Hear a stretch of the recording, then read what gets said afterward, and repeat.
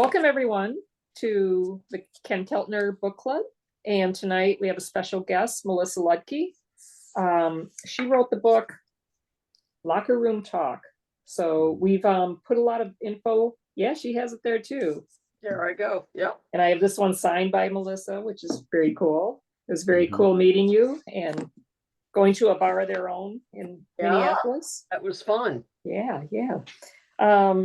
So we're very excited because you had a unique career, especially early on, and it resulted in a very momentous court case, and it almost seems to have connections to like what we're still dealing with. So we'll get into that. So I'll just read the introduction from her book. She was a reporter for Sports Illustrated, which is mostly what she talks about in her book, a correspondent for Time, an editor of Neiman Reports at Harvard University. Her books include On Her Own, Unmarried Motherhood in America, and Touching Home in China, In Search of Missing Girlhoods. Maybe we can talk about that later, your experience with your daughter. She received the Yankee Quill Award and Mary Garber Pioneer Award and was Neiman Fellow and a Prudential Fellow at Columbia University's Graduate School of Journalism. So let's see, let's just get started with I'm a little curious before we get into the minutia of this, your Red Sox fandom. Do you have, I know your mother was an influence, and which I love, because I used to take my daughter to Cubs games and taught her to score the game. And so do you have like an earliest baseball memory? Yeah, I do. I always ask that. No, actually, Mary, I mean, you and I didn't talk about sort of how we'd make this work, but it's like telepathy, because there were a couple of sections of the book that I kind of put aside, possibly to just read small sections. I know long sections, it's almost puts you to sleep, but I had a couple that I thought might be interesting, and one of them is about that. But before I begin, let me just say that my experience being at the SABR conference in August, just around the time that my book was launching, and now we're a couple months into the tour, I had the real luxury at that point, which I didn't quite realize what a luxury it was, but to meet so many people as they were deciding that they had an interest in purchasing my book, and we started talking about various aspects of baseball. And one of the questions I would always ask them is, how did they get interested in baseball? Who was it in their lives who got them interested? And part of this was to see if the mythology that's out there about the sort of direct passage of this from fathers to sons and then their sons to their sons, etc., in fact held up, with many of the people. And in fact, what I discovered, I don't know, maybe it was the people who were just drawn to my book, but many of them, the influence for their love of baseball came from their mother. One of the people who showed up at the table showed up with her mother, who had come to the SABR conference with her. And they talked together about the sort of passage of this love of the sport from mother to daughter. And then one person I was really struck by was a gentleman who came up, and we just started talking, and I sort of posed the same question. He was sort of very quiet and thinking for a while. And I said, well, the reason I'm asking you this question is because I dedicated my book to my mother because of her impact on my love for the game and the way the game bonded us, kind of through our lives. And, a couple, maybe, I don't know, 30 seconds passed. And then he said, he said, that does remind me now. He said, my grandmother was blinded later in life. Her eyesight went, and she lived in our house, and she would get up, and then in the afternoon, she would walk herself without a cane or anything. She knew the way right to her chair, which was next to her radio. And she would turn on the radio, and the radio would always be on the station for her team. And he said, I do remember when I was young and I would sit next to her. She had a rocking chair and I'd sit on the floor and we'd listen to the games together. And she talked to me about sort of what she saw, happening in the radio broadcast. So anyway, I thought that was kind of fascinating. And I just loved the stories of how each of us kind of came to the game. Yeah? And the note you put inside my book after that conversation is, it's unbelievably wonderful. I've had books signed before. I've never had anything so special as how you signed that book. So thank you very much. Oh, well, thank you for saying that. I really appreciate it. But those were such meaningful Mhm. exchanges for me. So maybe if you don't mind, I could start off just sharing. It isn't a long passage, but I think it's sort of an informative one. And maybe in my experience, each of you will then sort of think back to your own experience. And I really Fantastic, yeah. began this section of the book following my insertion of a letter that my grandfather sent to my mother when she was recuperating from my birth, which had been a very difficult one for her and evidently for me. I was her first child, and she was in Iowa, and her father was in Boston, and his delay in writing to her was that, unfortunately for my mother, the Red Sox, I mean, the Yankees were also in Boston playing the Red Sox. So that delayed his ability to write her a congratulatory note. But when he did, he pretty much used most of the note to sum up the games that had just been played at Fenway Park. And so I really came away with the notion that, the DNA of baseball sort of was born. It was inside of me, certainly passed on from her father to my mother to me at that moment of my birth. So let me just begin this short section. It says, when I found his letter in my mom's papers, his words affirmed my visceral connection with baseball. But when I was born, the notion that I or any girl would grow up to cover Major League Baseball for the world's leading sports magazine was so laughably absurd as to be out of the realm of possibility. My mom's pedigree as a baseball fan did give me a running start, but the odds that my life would turn out as it did were slim to none that day when her Fenway Park seatmate welcomed me into the family. 7 years later, my mom took me to my first baseball major league game at Fenway Park. As we fell in with a group of people pressing through the short passageway taking us into the ballpark, my mom squeezed my hand tightly. And when we emerged into that old ballpark, I tugged her hand to tell my mom to stop. I turned my head slowly to take in the full measure of the compact ballpark until my eyes settled on its pristinely mowed grass, shimmering in the afternoon's bright sun. I admired, too, its finely combed infield dirt. And when we walked to our grandstand seats near third base, the park's towering left field wall with its embedded scoreboard seemed enormous. I'd seen this so-called green monster on TV, but being this close was magical. By this time, my father was driving my sister and me on Saturday afternoon road trips to root for the University of Massachusetts football team. Because after earning his PhD in Iowa, he, my mom, and I had moved to Amherst, a rural town about 90 miles from Boston, where he was a professor of finance at the state's flagship university.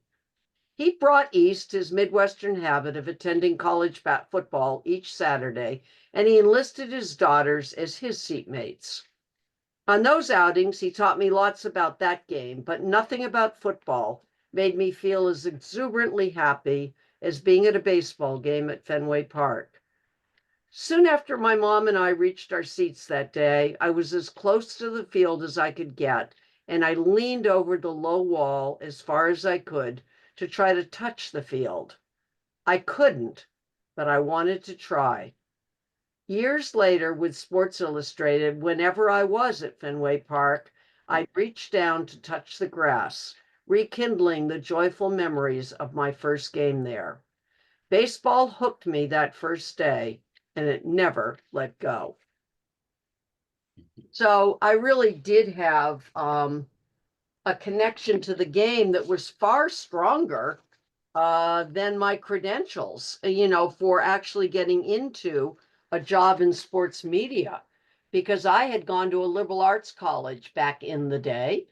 And it was a women's college, Wellesley College. We had no journalism classes, certainly no sports broadcasting classes. We had a school newspaper, a college newspaper, which I never worked on, as I had not worked on our high school newspaper. So there was still nothing that would give you a hint that I would become a baseball reporter for Sports Illustrated by the age of 24. It would, of course, be the age of 26 when I encountered Bowie Kuhn, and so began our court case.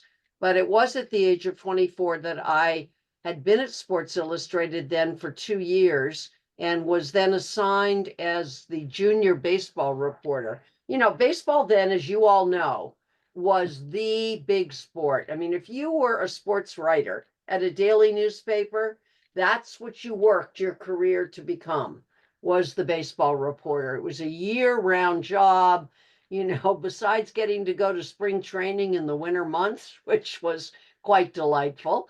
You know, I had 162 games a year. You had the annual meetings. I know in 1977, the year of my lawsuit, the annual meetings were in Honolulu, Hawaii.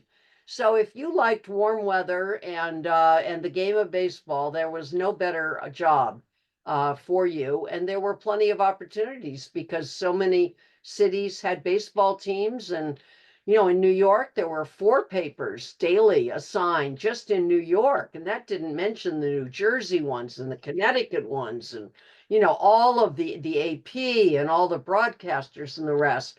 So it was a very lively and amazing time to be a baseball reporter.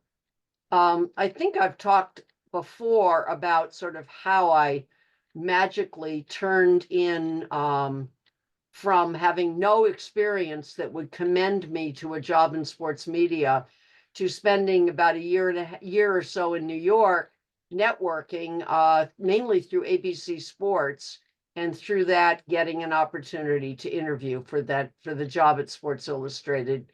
Being rejected the first time, kind of persisting, as I guess we found out women do.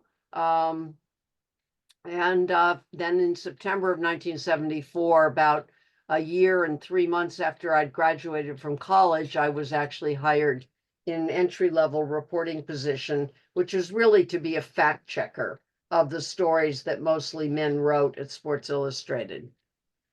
So, you know, and again, I'd welcome questions as we go along. I mean, feel free to interrupt. It won't be an interruption because I really just want to try to tell some stories here and see where we can kind of find connection with my experiences back then and some of the things that we see, you know, in our world today. But it was by tutoring myself in baseball and in the reporting skills that I would need to cover the sport that began for me in 1970, the end of 1975, and continued through the 76 and 77 season to the point where editors were sending me to write baseball stories. I was coming up with ideas and writing them on my own. My paycheck was still for fact-checking stories, but I had the opportunity there to try to do stories and come up with ideas and try to write them and see if they would be published. And, you know, as time went by, more of them were. So when we get to the 1977 World Series, and I think that's probably where we should focus just for a moment, because that's kind of when all of this starts that ends up in the courtroom. I am a full reporter for Sports Illustrated. Again, my main job, fact-checking the stories once they're written, but I do have passes that enable me get into any game. The only place by the time I get there that's off limits for women are the clubhouses. And it takes me quite some time working primarily with the Yankees because I was based in New York. And so when I wasn't traveling, I would be up at Yankee Stadium for almost every game that season that there was. I might not be able to be up on a Sunday afternoon game because we'd be closing stories at the magazine. But if it was a night game, I'd be there. And so I learned how to report baseball. I didn't have a roadmap because there wasn't really a roadmap for a woman doing this job. It was very much considered a man's job. But yeah, I think it was the passion I had for the game and the feeling that I had this opportunity. Why wouldn't I take it? And so I just was very determined to just learn everything I could. And the men were my tutors. They didn't know it, but I would hang out, watch them, listen to them. They were really the people I learned from.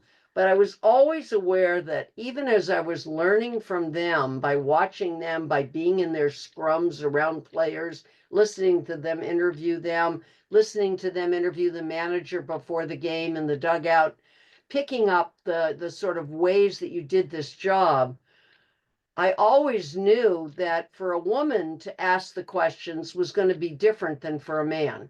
So there was always that overlay.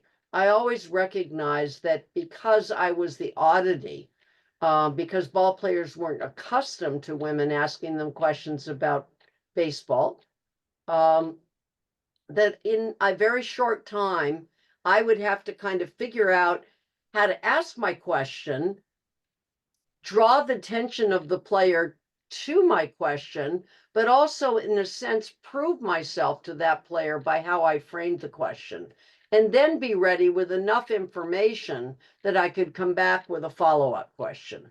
So I always felt, as I think many women did in whatever jobs they were doing back then that were considered to be men's jobs, that we really had to do our homework and we had to prepare perhaps much more than the men did to just simply show up and do it, because we were being watched. And if we messed up, it would be noticed.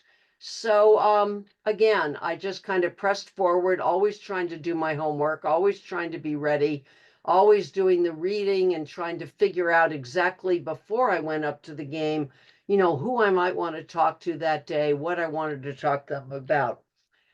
I guess the reason I'm telling you this is, but I earned the respect of the PR person for the Yankees by the way I handled myself. I didn't come in there demanding, access to the clubhouse. I understood that that was kind of a rule set down in baseball. And I really felt like I needed to kind of fit in and prove myself. It's very hard when you're the only one to make a demand, first of all. I mean, you just don't. If you don't feel you got backup, behind you, it's pretty hard to make a demand, because if the word is no, what do you do then? So I was kind of trying to just show that I could do this job, that people could depend on me, trust me. And eventually, Mickey Morabito, who was the PR person for the Yankees, he was my age, which made all the difference, kind of understood what was happening in the broader world outside of baseball with the changes in women's and men's lives. And so by the middle of the season, he came to me with an idea. And the idea was pretty simple. He'd walk in the front door of the clubhouse. He told me to wait for him at the side door, which was locked. He would meet me at the side door and walk me into Billy Martin's office. Well, that wasn't the locker room. It wasn't with the players. But I thought, wow, that's pretty good. I mean, let's do it. Let's do this gradually. And so for the rest of that season, for the next several months, at least the New York writers got very accustomed to seeing me in the clubhouse, if not the locker room, because I'd be sitting in Billy Martin's office as they walked in and out to ask their questions of Billy. And I think anyone who's done this kind of reporting job knows that often it's in hearing the questions that the other reporters are asking, because they've been in the locker room talking with the players who may have something to say to Billy or some criticism, and then that will come forward. So already I was learning a lot more about the game than I was standing on the outside. So I really didn't press things. And then at the very last 2 games of the season, Mickey left me a press pass, daily clubhouse pass. Interestingly, that daily clubhouse pass is now in the Cooperstown Hall of Fame, just proving that if you live long enough, eventually the people that you fought will be displaying your objects that were part of the legal action against them. But anyway, that clubhouse pass was given to me, and I saw Mickey on the field that day. And I said, Mickey, you left me a clubhouse pass. I said, yeah, I mean, I have access. He said, absolutely. I've already talked to the guards. Whatever you want to do, you do. I trust you totally. So with that in mind, I decided again to be the gradualist that Mickey had, in a sense, encouraged me to be, and he was right. And so I used that pass to just go into the locker room those 2 days before the game. That's the time between batting practice and the start of the game when no one's changing out of their uniforms. You know, Kuhn loved to say that I was invading his players' sexual privacy. Now, I don't even know what he meant by it, never could get the definition, but he loved to say that. Now, it would be hard pressed to say that I was invading anyone's sexual privacy when everyone was completely dressed during the time that I was in the locker room before the game. And yet that incredibly valuable reporting time had been kept from me. I'd been kept out of the clubhouse, every clubhouse in the league during that time. So if any of you have memories of this case, I mean, what most people remember about it could be summarized as there was once a girl who wanted to go to court so that she could go into locker rooms and leer at naked men. That would be the summary, the summation of the way that this case was portrayed. So just try to think about that for a minute in terms of the locker room for those 50 valuable minutes of reporting time, perhaps the most valuable time where you can really sit down and talk to players, particularly for a magazine person like me, and try to put that overlay on it of me intentionally going in there so I can leer at naked men. If I was doing that, I would be vastly, greatly disappointed because I wouldn't find any there. They all have their uniforms on. So there were a lot of pieces of this story that were never reported because, frankly, baseball didn't want it reported and the sports writers didn't want it reported.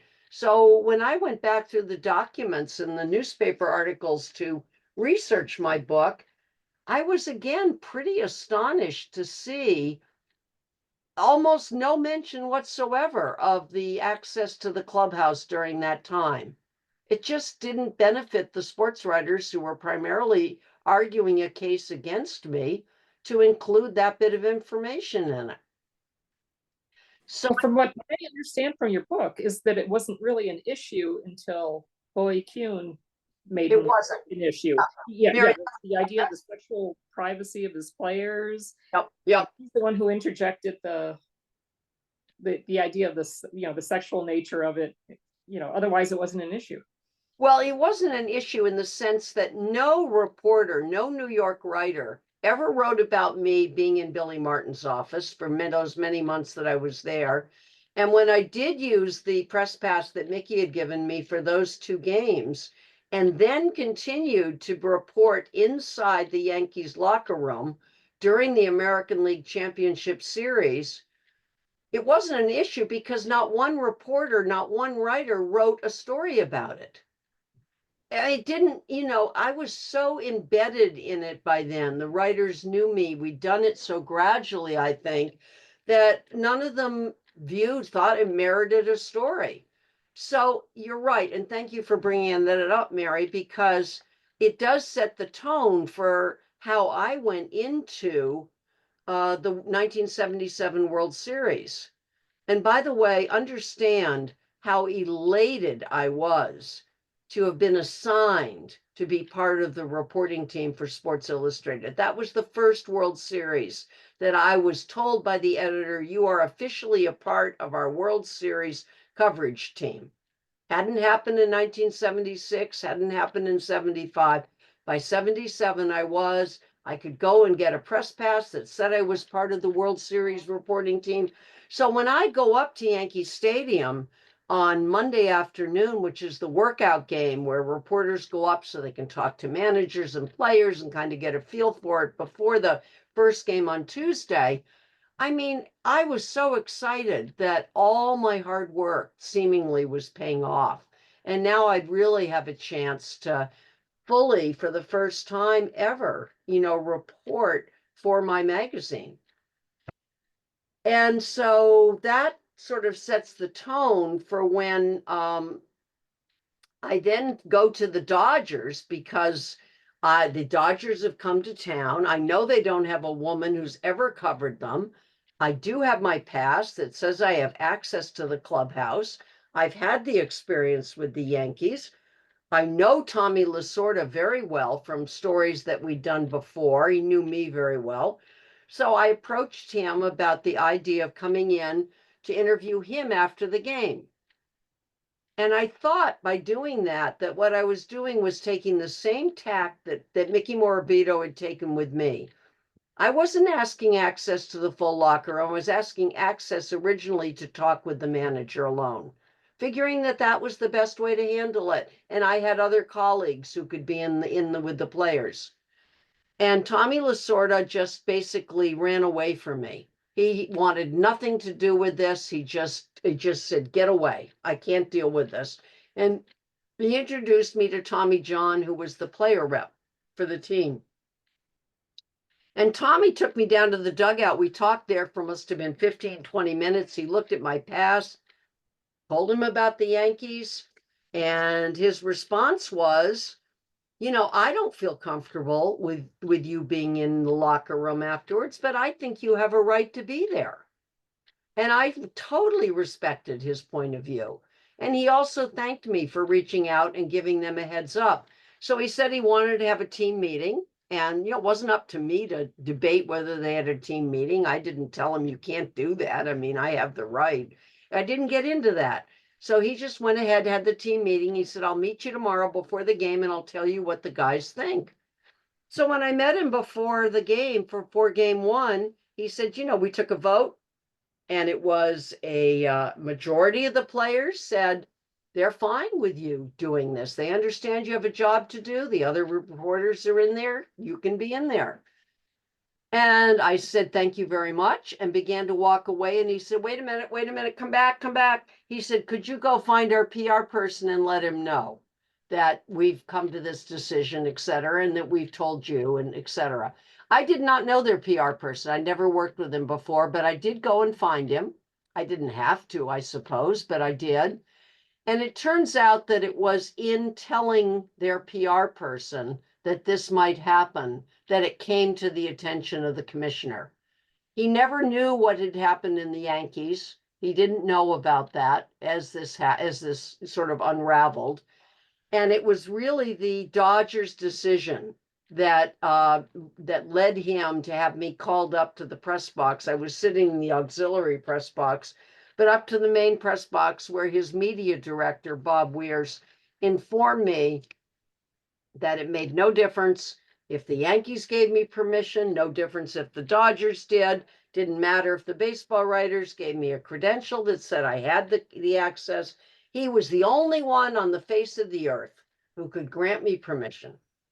He was the only one who had the authority. And he wasn't going to do it for the series, and he wasn't going to do it forever. I guess that meant as long as he was commissioner. So he was quite young. He was only 50, so that was concerning. But anyway, that's how we ended up in court, because even negotiations that our attorneys had and baseball editor had with Kuhn and the rest afterwards kept going around in circular ways, where the commissioner would say that he had separate accommodations set up for women. I will assure you right now that in 2 years of reporting on baseball, no PR person ever came to me and said, would you like to avail yourself of our separate accommodations for you in your reporting? That was what we would call today greenwashing. And it was bought by the reporters hook, line, and sinker.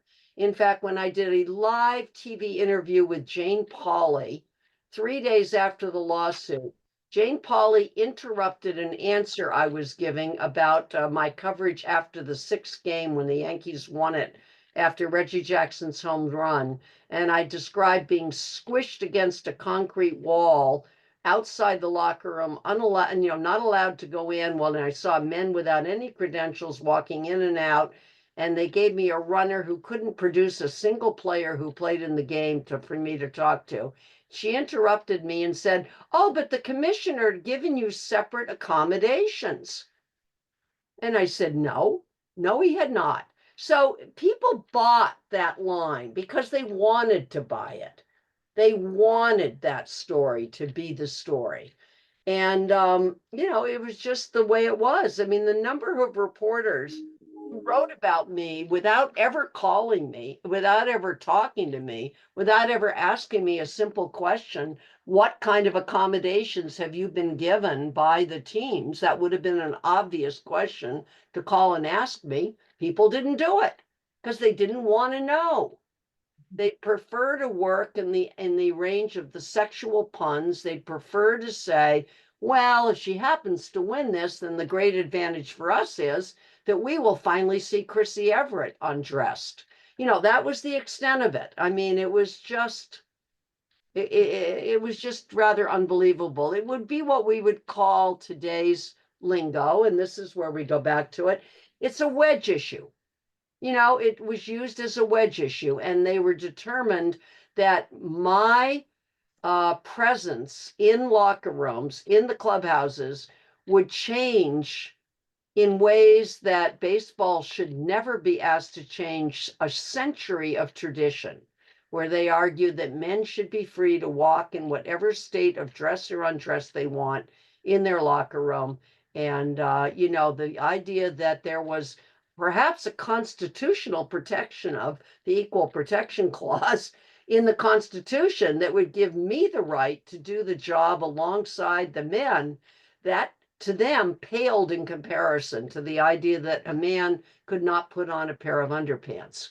So that's kind of where we were. There was a belief on the part of Kuhn, who was schooled, at the University of Virginia in law and practiced law for many years before he became commissioner.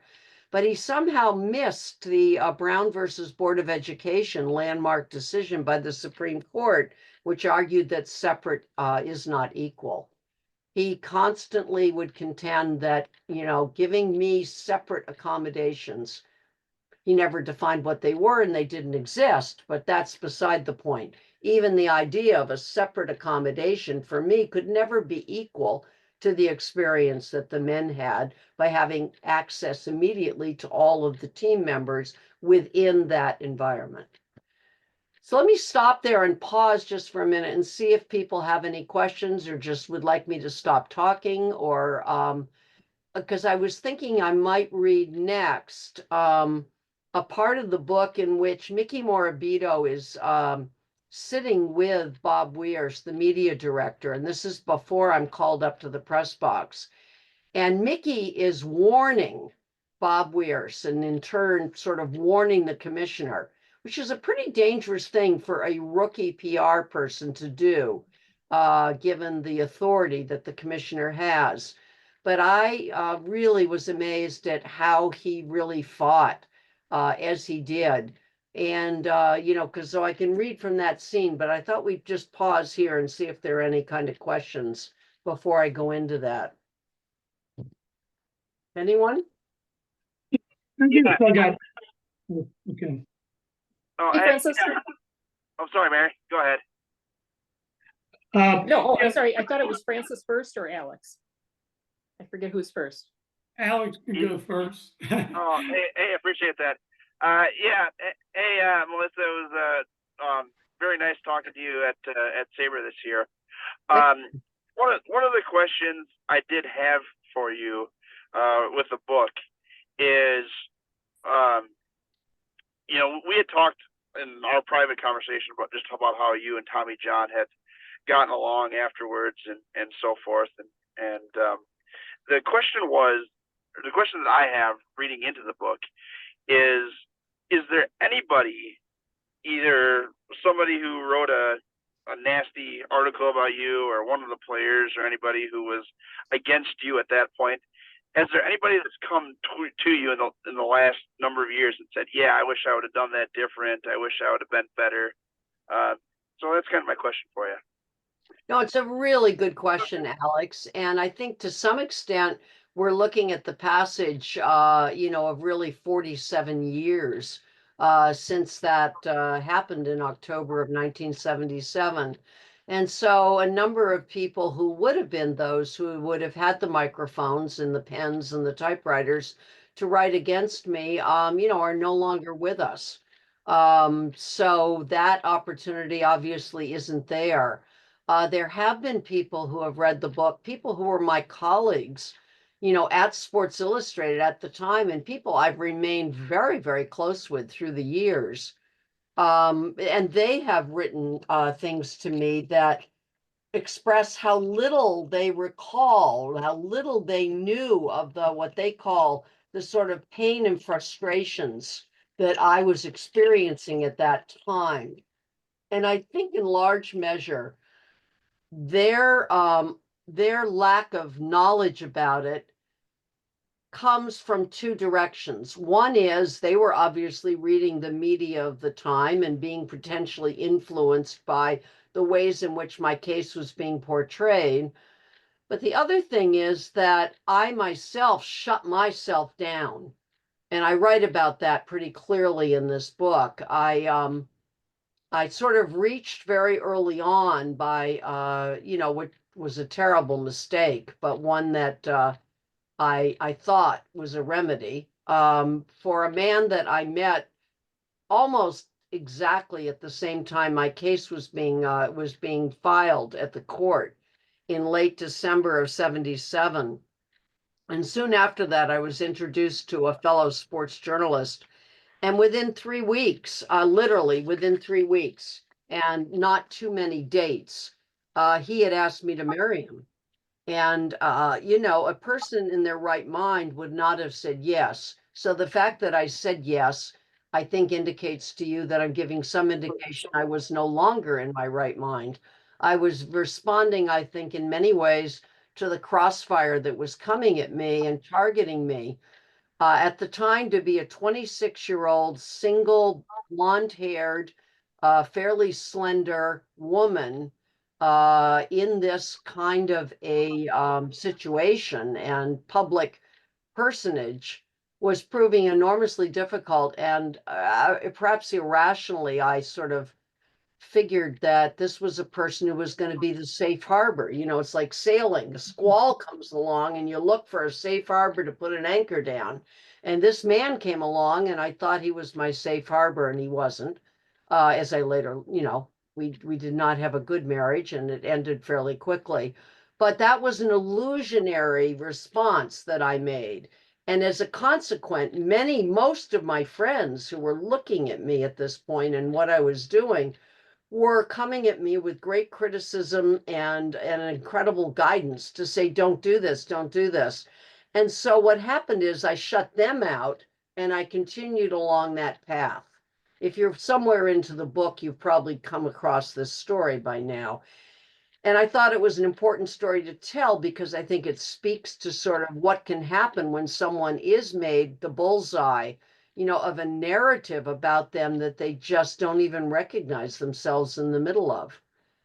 It's a really kind of frightening situation. But I made the worst reaction I could, which was to push out of my life the people that I perhaps should have trusted the most, which were my really close women friends who would have been there for me and perhaps given me some better advice and better guidance. And I would have been able to perhaps vent to them and get these feelings that were sort of stuck inside of me out. So, when people write to me who knew me during that time and say, we never knew this, we never knew what was going on, in many ways, it confirms for me my own reflections that I had to really think about who was I as a 26-year-old. I went back through all the documents, all the newspaper writing. I went back to the sort of slender journals that I kept during that time and some letters that I found. But I really had to kind of ask myself some really fairly deep questions about who I was at that point and what I was doing and how I was seeing myself in the world. So, so these kind of remarks and responses that people have had fit very much into, I think, the portrait that I convey of who I was in response to this. Yeah, because if you read the book, you're just fascinated by and impressed by your work ethic and how you were figuring everything out. And it's in at a pretty young age. So Yeah. yeah, I can see why you would just get involved in this relationship that other people were kind of warning you against. But I think were your parents supportive? No, no, no. I have a scene where we drive to Amherst to meet my parents, and they are not at all favorable with this or hopeful that things But will. with your career or Oh no, my career, they were oh, very, yeah, very career. supportive, Yeah. and that made all the difference in the world. They were both very supportive. I think my mother, in some ways, just loved the idea that, her daughter had become this baseball writer, and we so could share more stories and the rest. My dad was fully, fully on board, and that meant the world to me. But in terms of the man that I was going to marry, very much opposed and very, Right. very clear in their opposition. So I became a bit of an island because I stayed with that notion that I would get married to him. And in fact, 6 weeks after the hearing, before the decision comes down, we do get married. I mean, it was all very quick. And anyway, my life has gone on fine since then. And, we didn't have children and I moved on and I'm okay. So, you recover when you're younger, you have those times to recover. But it did take a toll on me. There's no question about it. So, Alex, I don't know. I went around in circles on your answer, but I hope somewhere in there I kind of came at some part of it. Well, I appreciate that. And like I said, I really much enjoyed our time, our chat at SABR this year. Yeah, no, as did I. As did I. It's good to see you. You too. Francis, did you have a question? Yes, and I hope I can express it clearly. I just want to return to one point that I may have, I think I understood. I just want to be sure. Yeah. When you were experiencing this situation, were the attitudes of the other writers more of just they didn't care, or was it more the ones who had access, or do you feel some of them might have held back their opinions just not to become part of the story? That's a very good question. I have to say that I knew that they didn't want much to do with me. And by that, I mean many of the older established baseball writers really, I could tell they didn't want to engage. And so I tried to respect that as much as I could. I certainly didn't totally avoid them, but they would never really say hello, go out of their way to have a conversation with me. And I learned not to try to have a conversation with many of them. But we were certainly cordial around the baseball field. They weren't expressing their animosity toward me or their views about whether I belonged or not directly to me. But it was certainly true in the articles that most of them wrote that was certainly the sentiment. I have to say that it wasn't really until Roger Angell published his incredible story, where I think it's the most comprehensive story done of this era, not just of my lawsuit, but maybe propelled by interest in my lawsuit, but looking at the phenomena of women coming into sports journalism in the 70s. And if you haven't read it, it's called Sharing the Beat. And it's available in the archives of the New Yorker, but also in a book of his. I think it's in the 5 Seasons collection of his essays or his New Yorker pieces. But in that, he quotes from many of the women writers at great length about some of their experiences. And then toward the end of it, he also quotes at great length from many of the older established male writers. And it was in reading that story, which came out in 1979, so this is after the decision has come down in September of 1978. We're into the next baseball season, 79.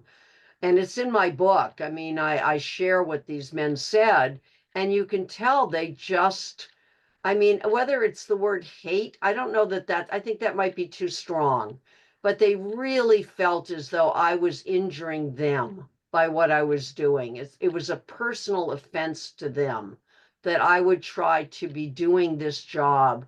And certainly my fight against baseball was something that they abhorred, and that they just didn't think that I belonged, and they thought that what I was represented, which was the larger notion of women belonging in this kind of a role in this game, was something that they just couldn't accept.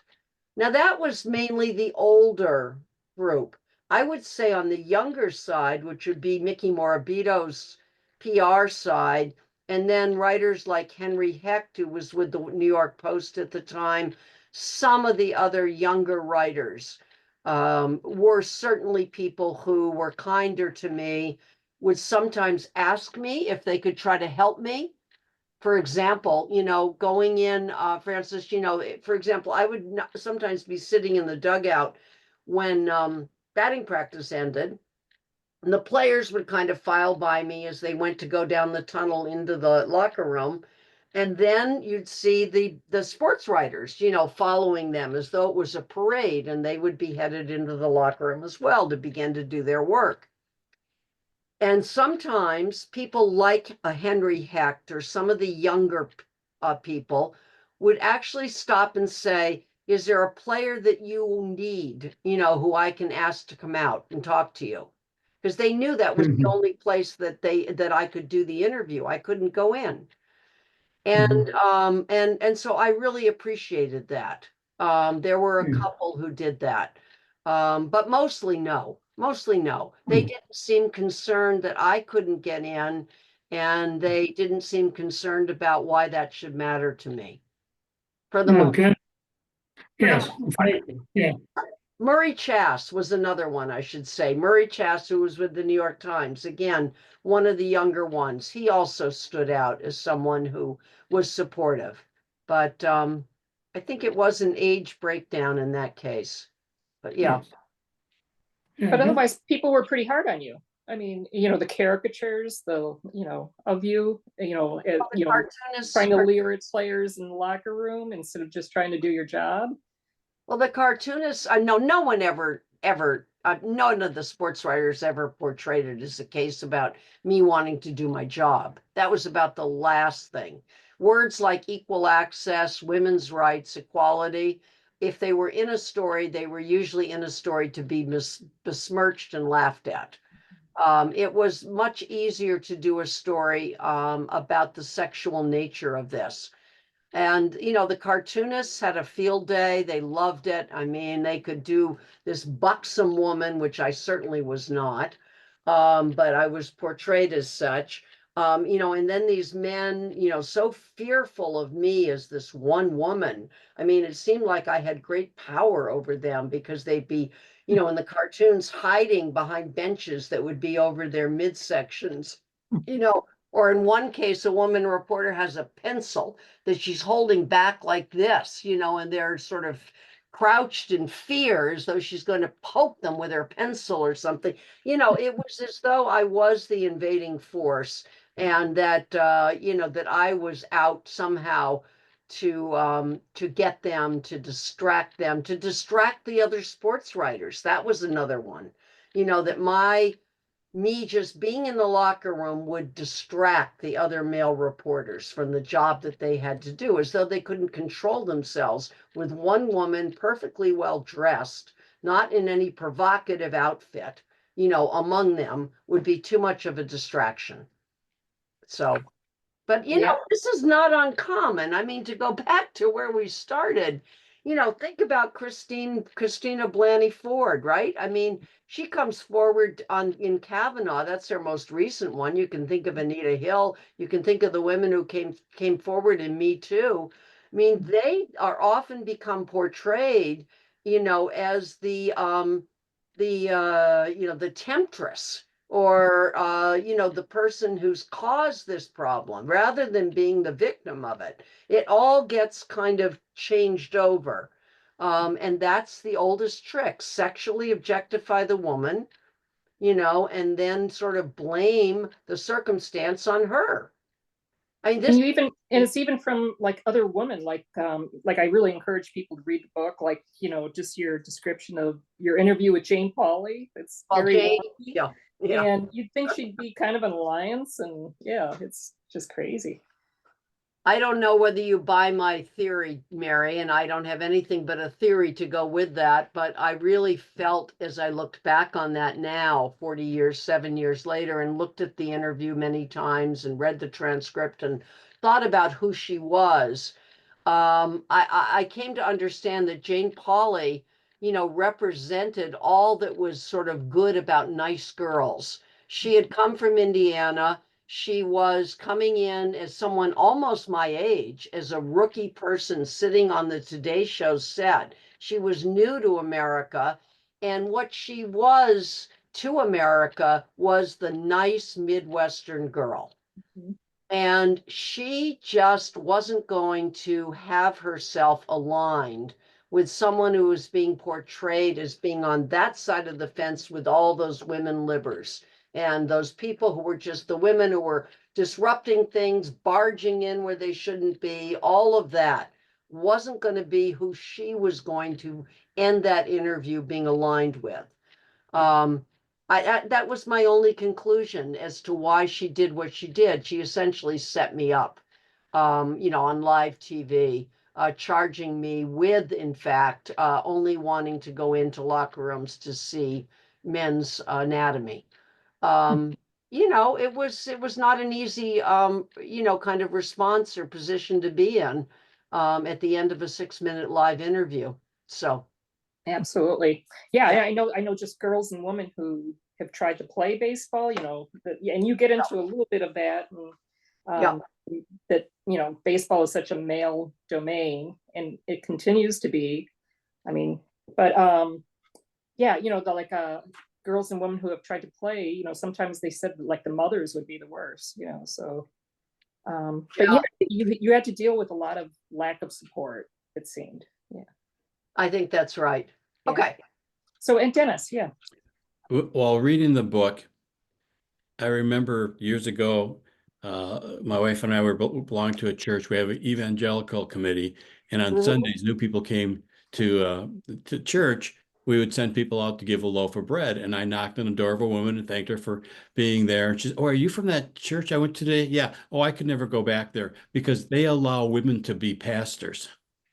And that has almost haunted me in my life, thinking, you're objecting to women having equal rights with men and that being able to do that. I'm still flabbergasted by that statement. And I think we're seeing that recently. You know, it's just, I don't understand it. Well, you know, the idea that my book has come out when it has is in large part due to my slowness as a writer.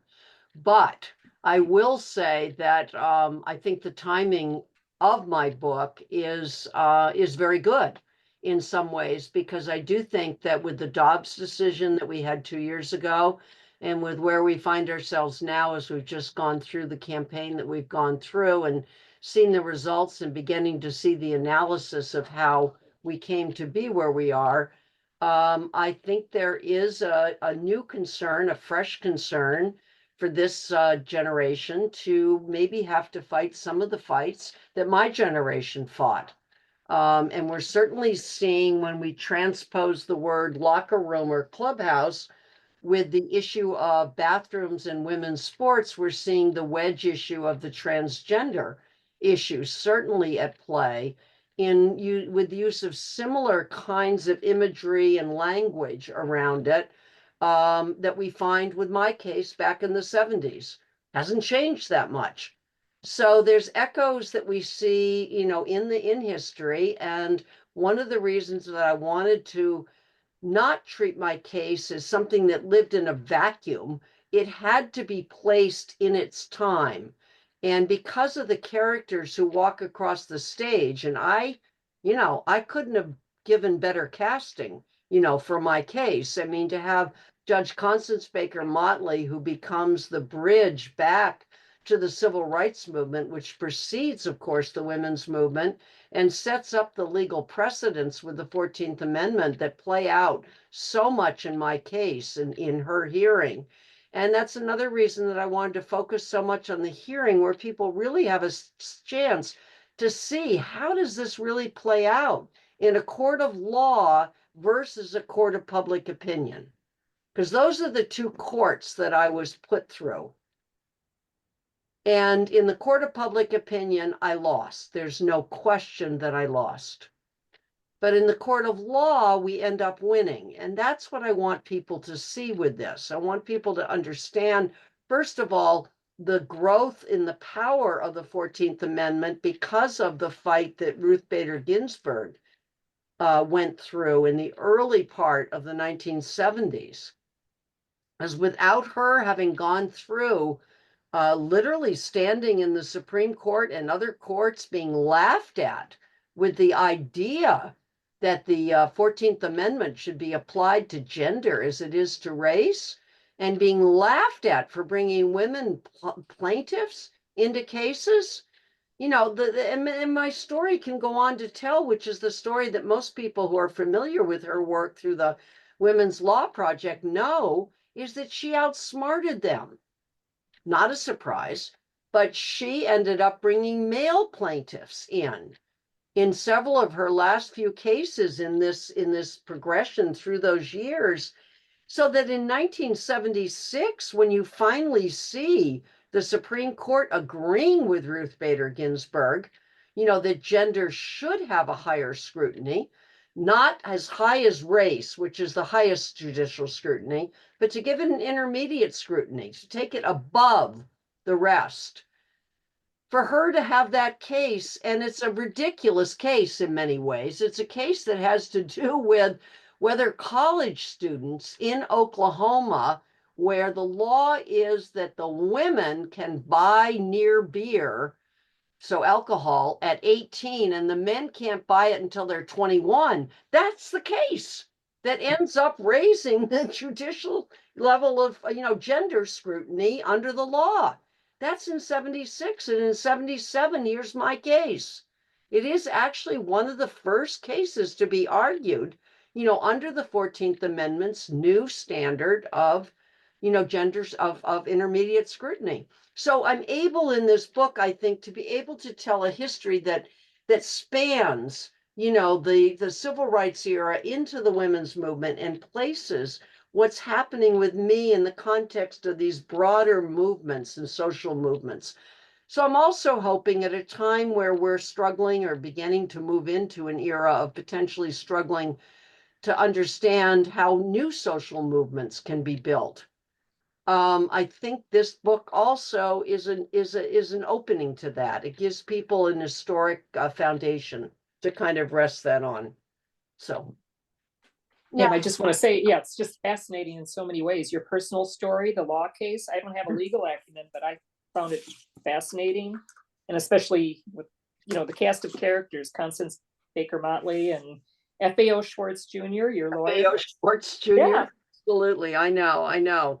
Yeah. Well, I can some more questions. I just want to mention real quick that I put a link. I can read this very brief section that where Morabito makes the fight, for me, that I never knew he made until I think it was now about 13 years ago, when I was beginning researching this book. I called Mickey, and his first response, he kind of laughed. He said, "I wondered when you'd finally call me and ask about what happened. Why did it take you so long?" So anyway, and I just want to say that I did do an event with Mickey in Los Angeles when I was out west about 2 weeks ago. And it was the very first time that in a public setting with this book out, that I could actually say to people, with Mickey sitting in the room, how grateful I was to him for him literally putting on a job that he loved. He started out as a bat boy with the Yankees, worked his way up to become the PR person at the age of 26 for that team, which went through the most tumultuous season in the locker room and outside of it that anyone could possibly live through. And I just read you this scene, if you can bear with me. It's only about 4 paragraphs. And then if there are any other questions, we can do those and then maybe close out. So let me Sounds good. start here. This is from a phone conversation that I had with Mickey where he retells the story of what he tried to say to Bob Weir's in trying to get him not to do what they were about to do, which was to ban me from the clubhouses in total. I told him, this is a quote from Mickey, I told him that it would be easy for me to bring you to Billy Martin and that Steve could do the same with Tommy, Morabito told me. But before he even had a chance to explain to Weirs why he thought that I would accept his plan, Weirs had nixed the idea. But Morabito decided in that instance that his idea deserved a last-ditch effort. So he took the plunge and courageously told Weirs about escorting me into Martin's office by using the side door passageway inside the clubhouse.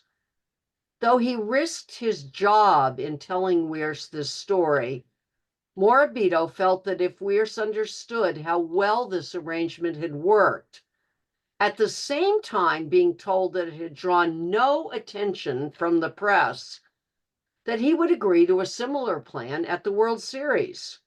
After all, what he was suggesting would not threaten baseball's ironclad policy against female writers being in the locker room. I wouldn't be in the locker room. I'd be in the manager's offices, and the PR directors would escort me there. As Morabito knew, I had never gone into the locker room from Martin's office, even without his supervision. Once Morabito spilled the beans about our side door forays, Weirs doubled down. He declared an end to all of the access the Yankees had given me in the second half of the season and at the American League Championship Series. By Mickey Morabito adding common sense to this discussion, I had lost my ability to go into Martin's office during the series. That was access that I'd assumed I'd have. Now, I don't know if Weir spoke with Kuhn before summoning me to the main press box, but it doesn't matter because these two men had acted in unison in both crafting and writing and enforcing this new no women policy. Weirs knew what action to take if the need arose, and with Kuhn in the commissioner's box near the Yankees dugout, and with no cell phones enabling them to speak, Weirs would have had to take a long walk for a quick talk with Kuhn, only to be told what he already knew. I doubt that he made that walk, but he did act just as Kuhn expected him to do. So, you know, what Mickey Morabito and Steve Brenner suggested, here they were, younger PR people trying to tell their elders that this was a stupid thing for them to do, that it would just blow up in their face, and that there was a way for them to postpone this, to just get through the series, to see how the winter went, to have conversations when no one was watching, no one was listening, and to just make this, get through the series, just let this happen. And because Mickey knew me so well, he knew that if he came to me and said, listen, this is about to blow up. If I give you access to just both the managers during the World Series, will that be okay with you? I would have said yes, and he knew that. He knew that. You know, as much as people wanted to associate me with the image of the sort of barge in, demand everything women's livers, I was the opposite of that. I was a get along, go along, mother may I, asking permission, trying to fit in, trying to recognize that being the first took a responsibility to make it work, not to make a scene, but to make it work. And up until that point, I'd made it work. And it was only, you're right, Mary, only when the commissioner put himself in the middle of it. And I want to just say to all of you who are sort of really great baseball men, that Kuhn made his decision without ever speaking to or getting the advice from even one player. We learned that as we put him through a deposition. We learned that through memos he had written that we found in Discovery. But here he is saying he's protecting his players, where there is not one bit of evidence that any player ever asked for his protection or intervention, and he never spoke to one player before setting in place his policy. Okay. He was kind of the aberration, wasn't he? Like, so you had a small number of female colleagues who were in locker rooms of other sports, hockey, the NBA. I was in locker rooms of other sports because I covered the NBA between the baseball season of 1977 and the beginning of 78. I'd been in locker rooms in the NBA all through that season. I mean, it was rather confusing and conflicting in my mind because there I was every night, in NBA locker rooms. And here I am, the plaintiff in a case, having to make this argument for baseball, which considered itself sort of holier than thou and such a conservative sport that this would be the end of all tradition and all baseball. So it was a very odd juxtaposition because it wasn't just other women, but you're right. In the NHL and the NBA, there have been so many women comparatively to baseball covering that sport, and that sport those two sports needed the free media that they were getting from newspapers. They were not in a position to say, we're going to keep these women out from covering this when they were the beat reporters. So. Well, I think baseball always has had, the protections of the court, namely the Supreme Court, the antitrust. And I think Kuhn knew he could get away with more. Well, he never lost a case in court. They never lost a case in court. I mean, his last two that were very close to this one was the Kurt Flood case. Mm-hmm. Won that. And then Charlie Finley had opposed him, which was very rare for an owner to do. But when Finley tried to sell his best players at bargain basement prices, Kuhn said he couldn't do it, and they ended up in court.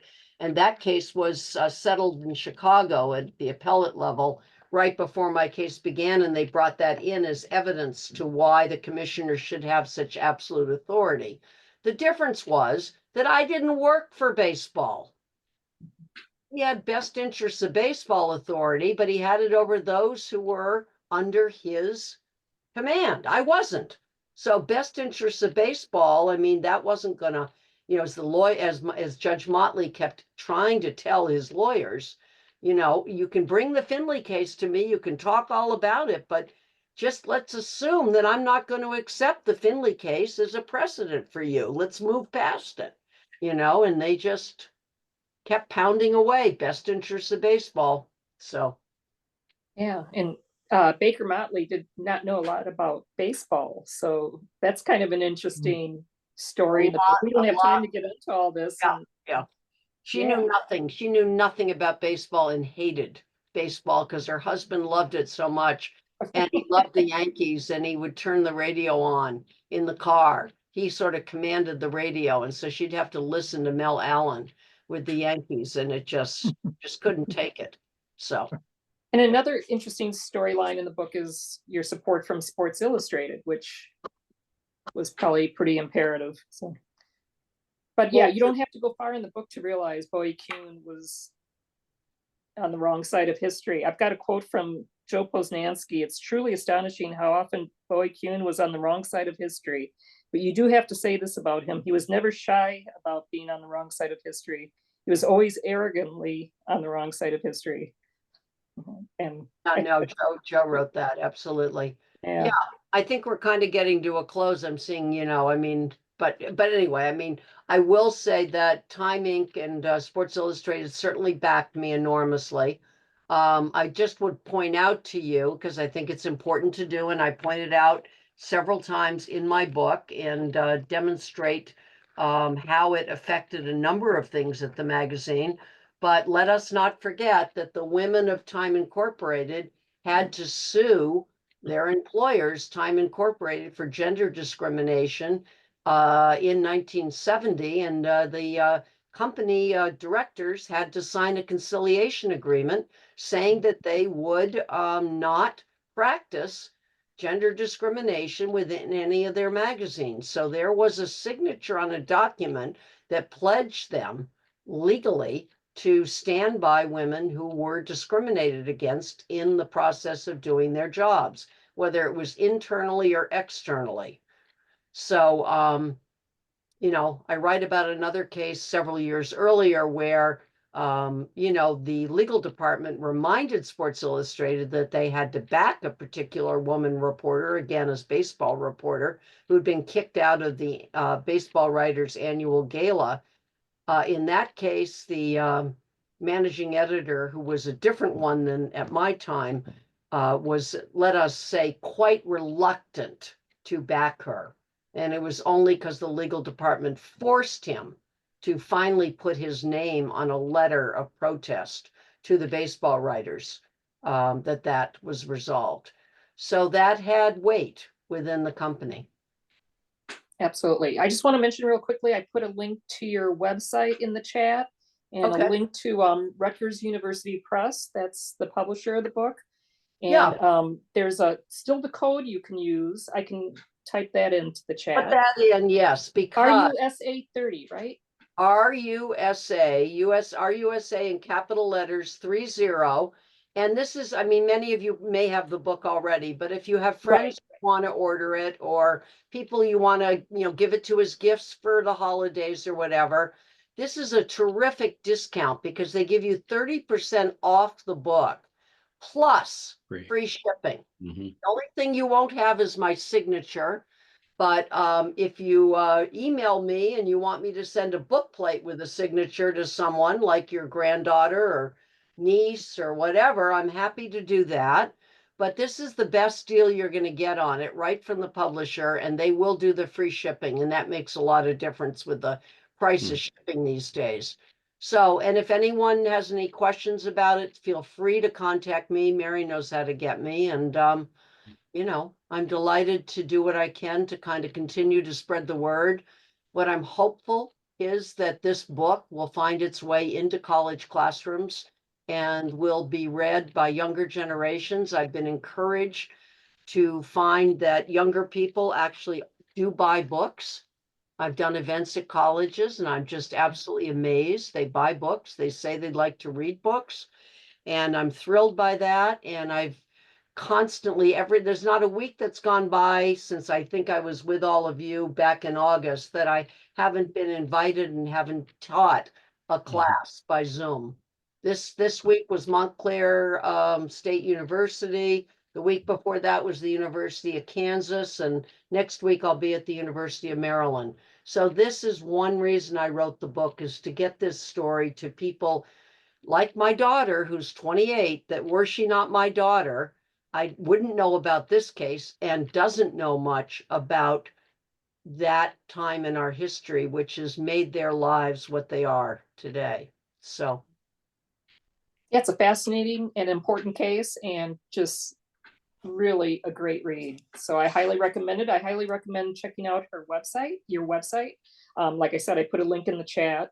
You could just Google Melissa Ludtke, and you have all your other events listed there. So maybe if someone can see you in person, they can get a book signed. we're gonna soon be adding more for 2025. So Absolutely. I will be out and about. Dennis, you had a question? Well, now I'm going to make you work. Oh, Are there any other quick questions before I don't want to keep you too long. Dennis has a question that's going to make me work, I think. Okay. We always give away a book. I like to support our authors. And so if you would pick a number between 1 and 7, we will reward that book to someone. Okay. All right. Well, I will pick number 5. Number 5 is Josh Burstein. All right, The Josh. furthest, yeah, I from haven't Eugene, seen you yet. so- There you are, Thank Josh. you. Yeah, I was trying to keep bandwidth. I was keeping my video and sound off. I feel a little bit unfair, unless it's okay with you, because I'm actually not a member of your chapter. I'm in Eugene, Oregon, but I'm so excited to hear you speak, Melissa, that I joined in. So Yeah. if that's You're okay, if there's no Yeah. rule. Josh, you're a member of SABR. Yeah. And we say anyone who attends. We also have given books to non-members who sign in. So we would be honored to send you the book. I will get that ordered, hopefully faster Oh, than the I have last the book, so I'll be mailing it. Okay. So But, Josh, is your address current on the SABR website? Yeah. Otherwise, I can put in my email address. Yeah. Just in case. You just do that and I can email you then. I really Yeah. appreciate that. Letting me Well, Josh, look. that's fabulous. I was just out at Powell's bookstore. I know that's not in your neighborhood, but it is in Portland, Oregon. We had a really nice turnout. And I saw that October 27, and I had it on my calendar. yeah, And we, my daughter's cat got very ill, and we had to deal with the vet and all that. So, sorry. I'm so but sorry. on recovery. But no, I was so glad to see you in Oregon. And Powell's is an amazing place. Powell's is amazing. Anyone who hasn't been there, it's just like you could get lost in there and just never come out. I mean, it's just amazing. It's just a temple to books, which I love. So And anyway. I'll say a quick thing. I grew up in New York, and people say, "Oh, the Strand bookstore," which you might be familiar with, but I got to say, I think Powell's is better. Yeah, wow. Powell's is pretty incredible. And that's in Yeah, Eugene? and the other thing is, just so you Portland. know, if anyone's going Portland. to write a book, you get to Powell's, they put your name on the marquee. They Wow. put your name on Very the cool. marquee on this main drag of Portland, Oregon.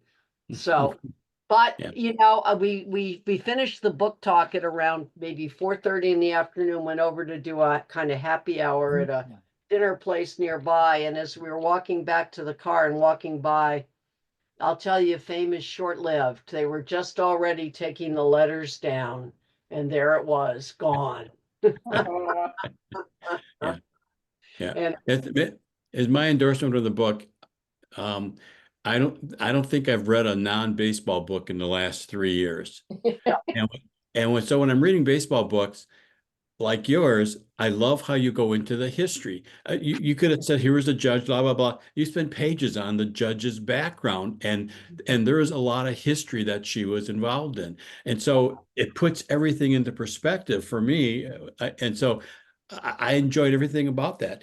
For a person who, reads a lot of baseball books, I've been saying, I don't think there's a baseball score in the whole book so far. I'm sure there are, but I don't remember them. But I don't care. It's the history, and the story is just, it's very well written. It's a good story. And it's no, the spoiler alert is we know you win.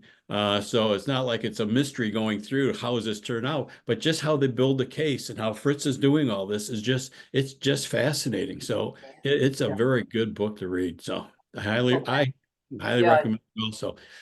So. And you certainly recognized how I acknowledge and admit that as I was sitting in that courtroom as a 26-year-old, I didn't understand much of anything that was going on in that courtroom. I will tell you. I mean, I was completely mystified by a lot of what Fritz was doing, and sometimes just plain amused. When he was quoting Bob Dylan and whatever. I mean, I was like, "What is going on here?"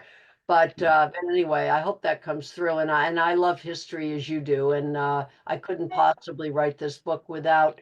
As I say, not treating this case as just something that lives in some vacuum, that you can kind of put under amber and kind of just put in its place. It lives today in a lot of aspects of our lives, and it lived then in the context of the time in which it happened, and the people who walked across it. So thank you. I also do have a Substack, and I don't mean to overwhelm you all, but if people are interested in Substack as a way to get information, to sort of have something enjoyable to read once in a while that's different from what you're going to get on digital news sites, and by all means, we need something else these days to kind of motivate us.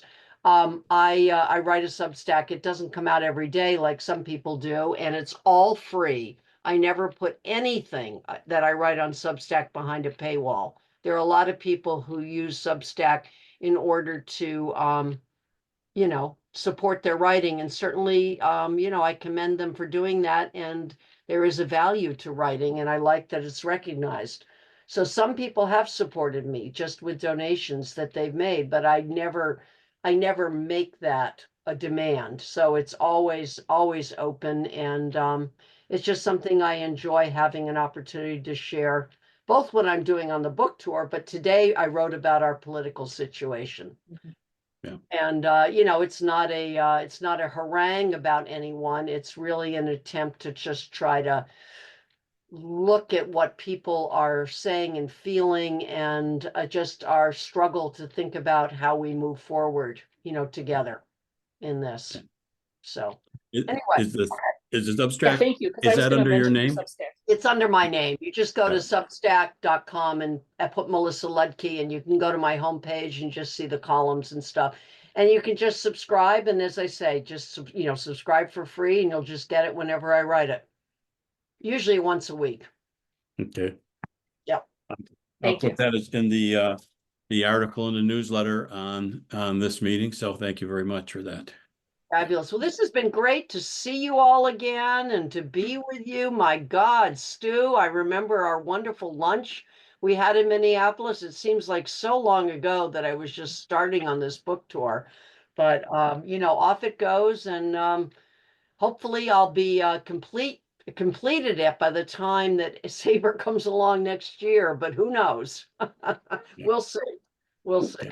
No, Anyway, we so appreciate your time and thank your you for insight. inviting. Yeah, Thanks a lot, Melissa. and it's nice to Thank see you. you. Any last minute any- questions, or I didn't mean to cut anybody off, but If anyone, Otherwise, real quick, we have if a lot of anyone wants to people who stick do the around, recording, watch the recording, so, Okay. Yeah. yeah. if anyone wants to stick around and talk baseball or other stuff, after the official meeting's over, we'll stay on if anybody wants to talk baseball. Yeah, well, I gotta go to bed. It's an hour later, and Yeah. I'm on an Yeah. early schedule, so I'll see you all. But enjoyed it a lot, and hope we cross paths again soon. Take care. Thanks, Melissa. Thank you. Thanks so Bye-bye. much, Thank you. Melissa. Take care. Bye-bye. Okay, I want to